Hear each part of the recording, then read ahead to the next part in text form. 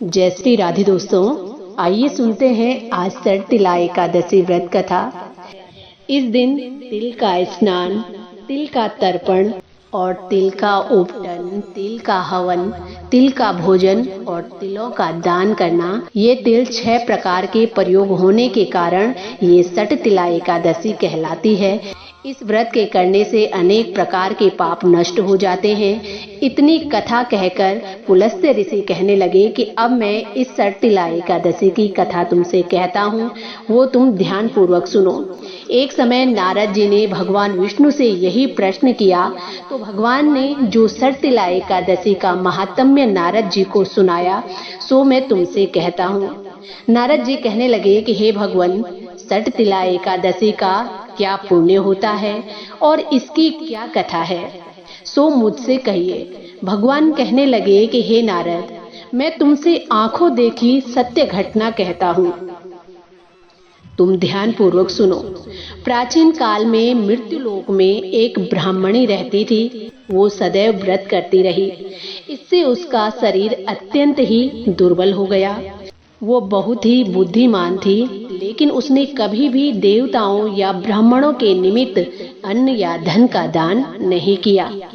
इससे मैंने सोचा कि ब्राह्मणी ने व्रत आदि से अपना शरीर तो शुद्ध कर लिया है, अब इसको विष्णु लोक तो मिल ही जाएगा, लेकिन इसने कभी अन्न दान नहीं किया। इससे इसकी तृप्ति होनी कठिन है। ऐसा सोचकर मैं एक भिखारी बनकर मृत्युलोक में उस ब्राह्मणी के पास गया और उससे भिक्षा मांगी। वो ब्राह्मणी बोली कि महाराज, आप यहाँ किस लिए आए हैं? मैंने कहा कि मुझे भिक्षा चाहिए। इस पर उसने एक मिट्टी का ढेला मेरे भिक्षा पात्र में डाल दिया। मैं उसे लेकर स्वर्ग लौट आया। कुछ समय के बाद वो ब्राह्मणी भी शरीर त्याग कर स्वर्ग में आ गई। उस ब्राह्मणी को मिट्टी का दान करने से स्वर्ग में सुंदर महल मिला, लेकिन उसने अपने घर को अन्न आदि सब सामग्रियों से शून्य पाया। और अब ये सब देखकर वो घबराकर मेरे पास आई और कहने लगी कि भगवान, मैंने अनेक व्रत किए, आपकी पूजा की, लेकिन फिर भी मेरा घर अन्न आदि सभी वस्तुओं से शून्य है। इसका क्या कारण है? मैंने कहा कि पहले तुम अपने घर जाओ, वहाँ देव स्त्रियां तुम्हें देखने के लिए आएंगी। पहले उनसे सट तिला एकादशी का पुण्य विधि सुन लेना, तब द्वार खोलना। और मेरे वचनों को सुनकर वो अपने घर गई। जब देव स्त्रियां वहां आई द्वार खोलने के लिए कहा, तो ब्राह्मणी बोली कि आप मुझे देखने के लिए आई हैं, तो सट तिला एकादशी का महात्म्य कहिए। उनमें से एक देव स्त्री कहने लगी कि मैं कहती हूँ, जब ब्राह्मणी ने सट तिला एकादशी का महात्म्य सुन लिया, तब उसने द्वार खोला।